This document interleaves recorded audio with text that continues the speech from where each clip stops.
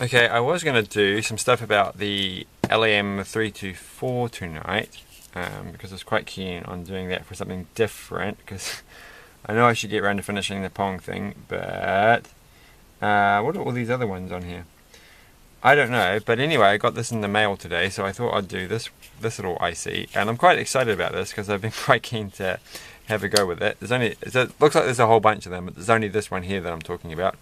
It's the LM, so it's an LM chip, 3909N, which featured on Hackaday last year, I think. So it is, I've got the data sheet here. It is the LED Flasher oscillator circuit, and this is actually the internal diagram of it, so that'd be quite fun to try and make without the IC. And the reason it might be fun to try and make that is because these are actually reasonably expensive and hard to get. So I bought this off Aliexpress, so I'm a little bit like, what if it's not even a real one? What if it doesn't even work? So we'll just try it out. But its primary purpose is to flash an LED, unsurprisingly, but with a low voltage, so it runs off a 1.5 volt battery. So I have it in my trusty integrated circuits hobbyist handbook thing, which is where I first read about it, and we'll just find it. There's a couple of the obscure ICs in here that I've actually somehow managed to end up with, so this won't be the only one from this book. But here it is here. So it says somewhere around here that it runs for a year off an AA battery.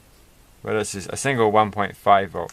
In the actual data sheet, it says it has to be a size C battery, so I don't think it's going to run off this little thing for an entire year. But let's just build it. I'm going to build the one that's in the book first, and then try the ones that are in here. So I don't know how far we get because it's a bit late. I don't want to do too. I want to have an early night tonight. So we'll just probably build the simple flasher, which is really straightforward. It's that circuit there, so we've got to have an LED, and we've got to have a 1.5 volt battery, and then we've got to have one, oh, it does say microfarad. Oh, rotten. I think when I first saw that, I thought it said nanofarad. Well, I do have some, so that will be fine. But I should use a little tiny thing, shouldn't I? So hold on a second. It feels like it's a bit of overkill to use an entire big one, because we're not going to be using the breadboard as a power supply. We have to use a little battery. So where should we put this? I'm going to put it there. Alright, so let's just wire it up, and we'll use the over the top wire. Where did I put it? Okay, here it is. So we use this wire. Now we'll try and be neat and tidy about this. So I tried actually making the circuit I was going to do with the LM324, and that was actually quite, oh no, this is too small. I can't do this. I can't concentrate with that. Alright, we'll do it. Sorry. Those are really useful, but they're not useful for when you're not really thinking about things.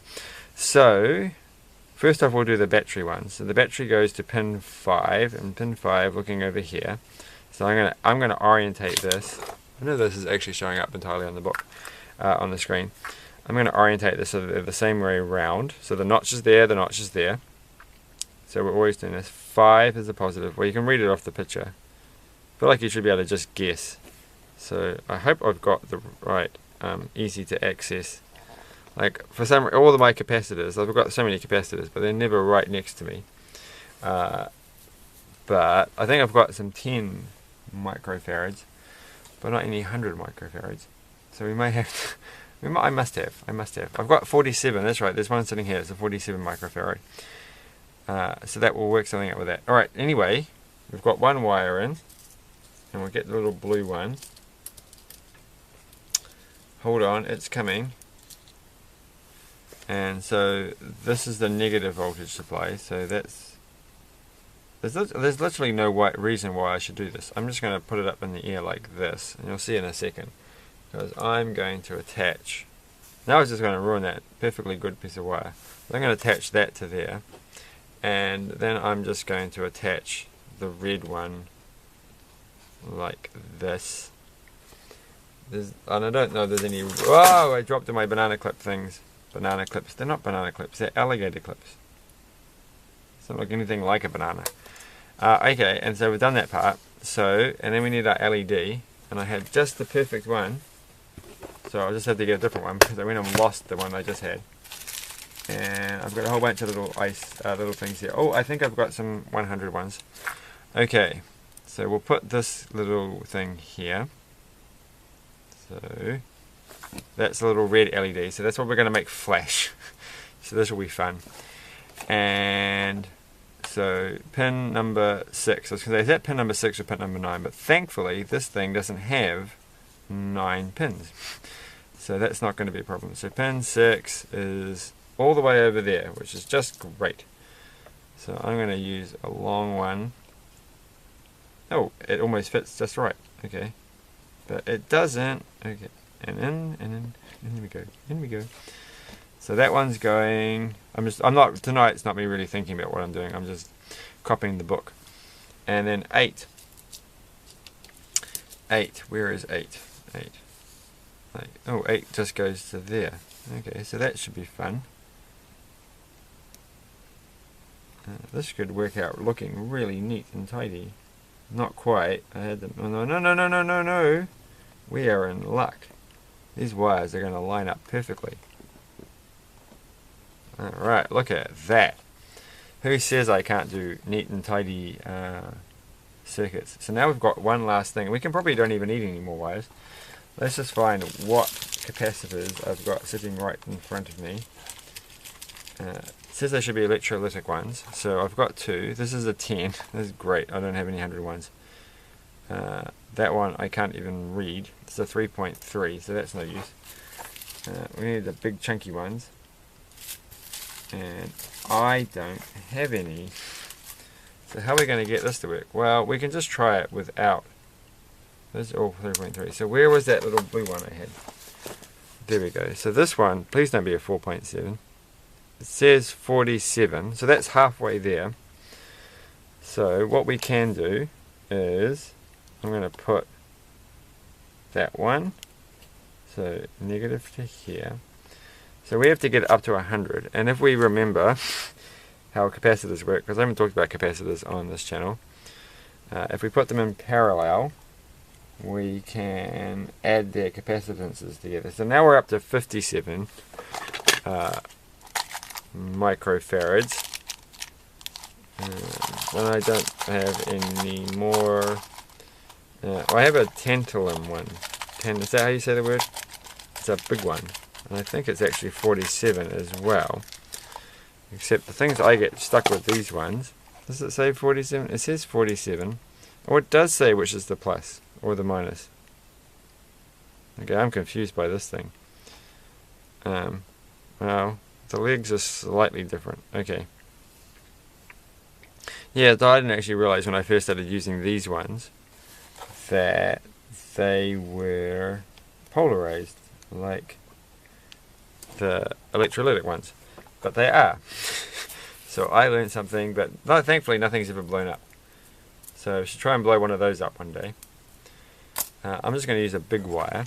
So that one grey, and that one grey. We're now actually at 100, and what are we at? So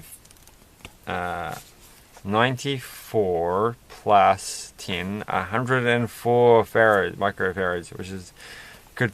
You never know what the value will be, because they're always outweigh up to 20%. So it could actually just be 80 microfarads or something. I'm sure it doesn't really matter at all. So first off, the positive one goes to pin 2, and pin 2 is the output pin, which is here. So we're going to put that one there, and then all we've got to do is put this to pin 8, and we've met pin 8 before, so that's that one there. I'm going to make sure I've got this the right way around. Yep, that's all looking good. Okay, so that's actually it. So where did I put my AA battery? Oh, you're kidding me. Oh, it's right here. Didn't I just show it to everybody? So, full points if you can guess what shop I got this one from. Put that one there. And so, is this going to work? I hope it works. I really do. It didn't work. Really? Well, that's a letdown. First off, where's my little battery tester gone? It's up here. That's the wrong one. It's up here. Alright, here it is. Okay, battery test time. Does this battery actually even have anything? Because it might not. No, it's a good battery. So, bitter disappointment time. Because what if it's just like a 555 that's been coloured in? Okay, positive goes there. So I gotta look through these things. Negative goes there. That one's fine. Maybe it doesn't like the fact that I've put them all in. You'd think that would be a good thing. You'd think that would help it out. And it would make it more efficient. So, do I have another electrolytic one? Because maybe that's the problem. I only seem to have... What's this one? I mean, undoubtedly I have tons on this desk, but I don't know where they all are. Hold on. Hold up. Oh, what's this one? Oh, look at this. It's literally Christmas. It's a 100 microfarad capacitor. So we can take those one out. So enough of the silliness, because who knows what that really was. And we'll just stick one with this one here. Just keep it real simple. So I'm going to double check. So, the number 3 is not used. And that's actually the pin that I... Oh, okay, that's pin 2. So there we go. That was the problem. So then we're going to put these things back in because I want to see if they work. Because that was quite cool, I thought, having 3 in together. Please work. It's still not working. Nothing's happening. Nothing is happening.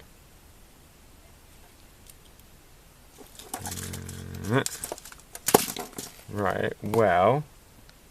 Okay, I'm going to double check yet again. I really want this to work. What if it just doesn't? What if I can't get the simplest circuit in the world to work? So, 5 and 4. Battery's fine. Okay, check.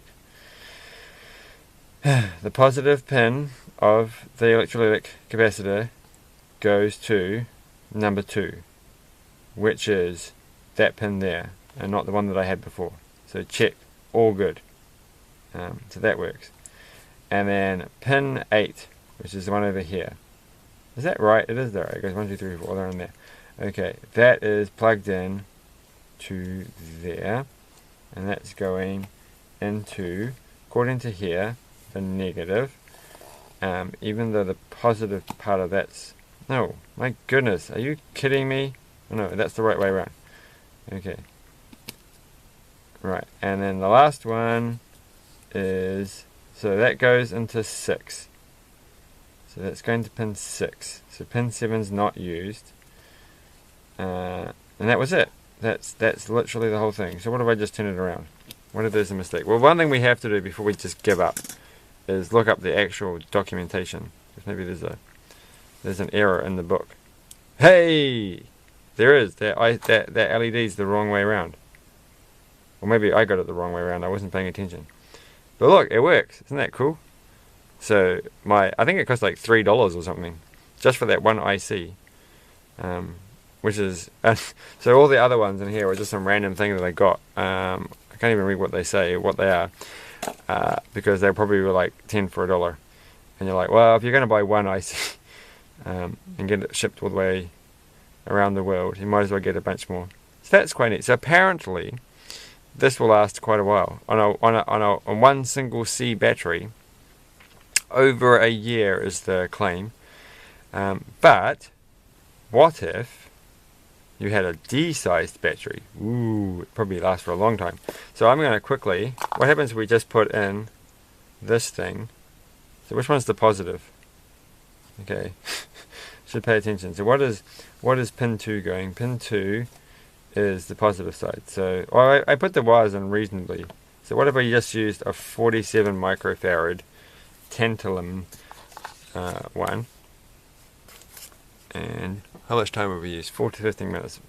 Might finish it there. Oh, look at that. It goes even faster. Dun, dun, dun, dun, dun, dun, dun.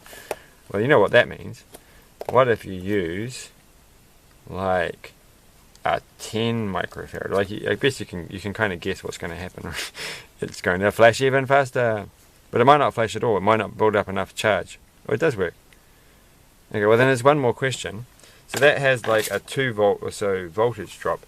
But what if well actually, there's a couple of things we can do here. So they can't find, for the life of me, where are they? Where's that little box? Hold on. I've got to find my LED box. Oh wow, there's a whole pile of every kind of... so I do have everything right. Whoa! What if we use one of these babies? Alright, so what's this one? This one, oh, it's a... what is that actually? Microfarads. So this one's real big in comparison. I'm going to put this one in. It might be too high a voltage though. I don't really know. That's a 330 microfarad one. Like I've got ones that go a lot higher than that. I might have them right in that little box there. So that's a pretty old school one. Is it going to work? It's oh, there we go, one flash. So I wonder how much current that would... oh, 2 flashes. How much current that's actually drawing and how long this would go for. So this is kind of the circuit I guess you get inside your what are they called? Smoke detectors, because they flash every so often and then they go. So the idea with this thing, like the applications are putting it in a torch so that you can find it. So if you leave that in the torch, then it can just flash once every so often, and then if you lose it, I feel like I should put it on my... this is the kind of circuit you feel like this should be on a cell phone. Because I lose my cell phone all the time, and you know, I usually just, if I had another phone, I just phone it up, and sometimes I do, but then I leave the, I let the credit expire. But anyway, let's just try a couple of other things. We'll put this back to what the original one was, the 10 microfarad, because that was way cooler. It was wickedly cool. Though I feel like I'm a bit hasty on that one. So let's just put in the 47 microfarad, the one we haven't actually tried yet, microfarad one. And I'm going to finish up by just looking at a few of the other circuits that we could do, and I might do in a future video, but I think I've done it enough on this. This has took away. Like I already looked up on YouTube videos about this, and there's quite a few, of course, but they're all just like, look, I made the circuit and here it is, and then no one's talking about it. No one's going on. Anyway, I'm using a giant, look at that giant one, giant LED, which isn't particularly brighter than the previous one.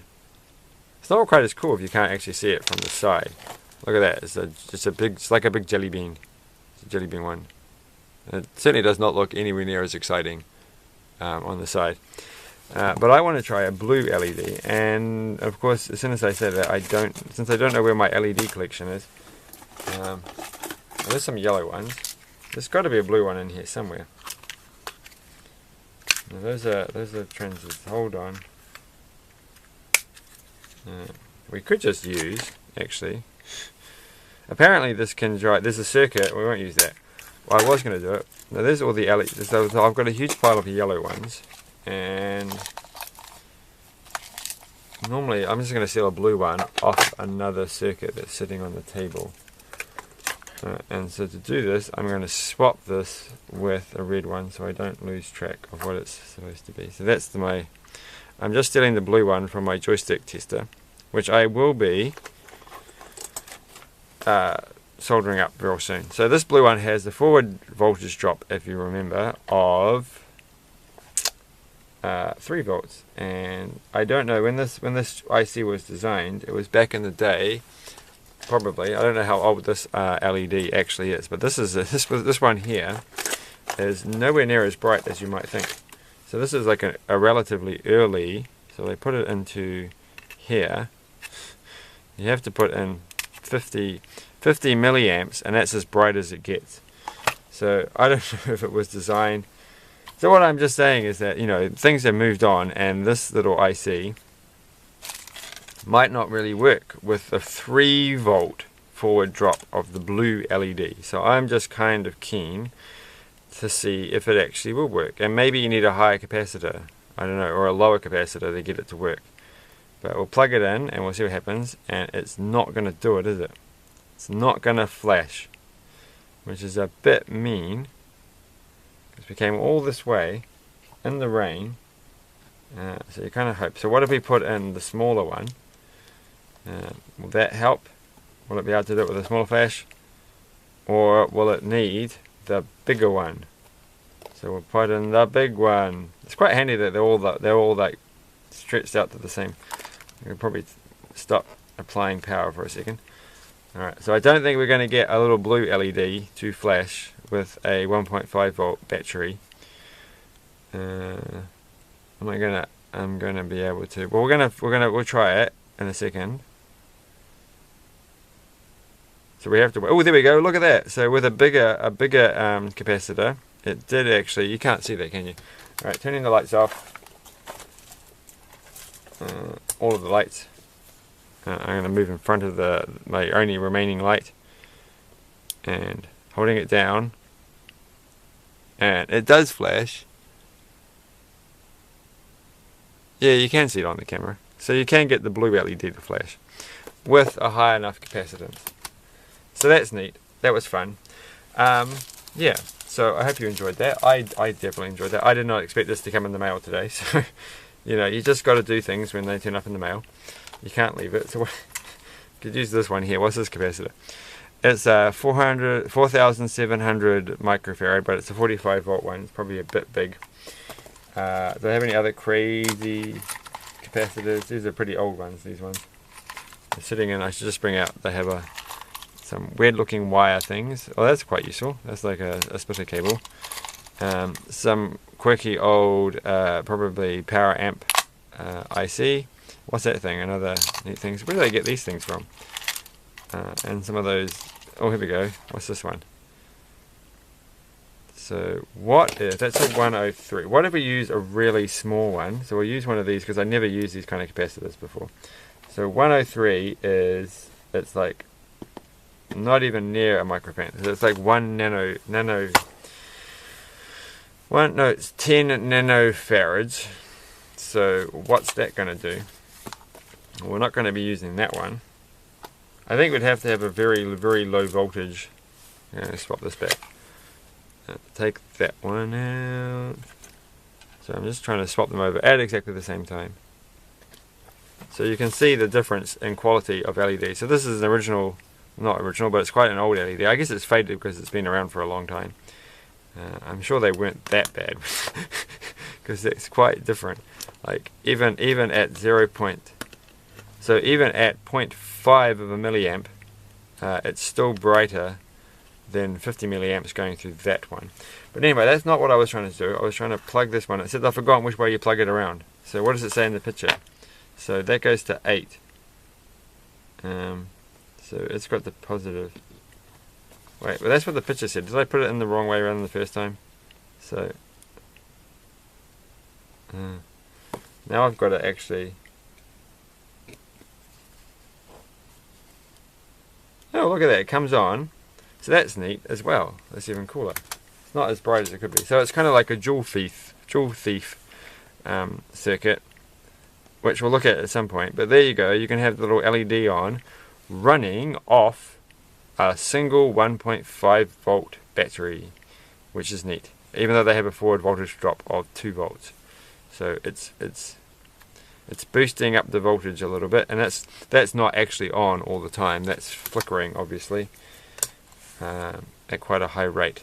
So quickly, that took a lot longer than it was supposed to. I'm going to put that back there so I can keep it. Just going through the printout. So it's got some interesting stuff on the back. That's an application I'll never use, but that's the basic one. So which is the one that's in the book? So this is the one that was in the book. Dropped something on the floor as per usual. And have they got this correct? So 8. So pin 6 coming out. Oh no, that is the same. I must have just done it wrong. I'm not paying attention. Oh, it's a little bit different, isn't it? They're using pin 1 and pin 2. So there's a pin 1's going into there. What is pin 1 on this thing? Pin 1 is the fast RS. So what's that one? It's a different circuit maybe. This is the 3 volt flasher. This is the minimum power flasher. So that looks like the one that they made.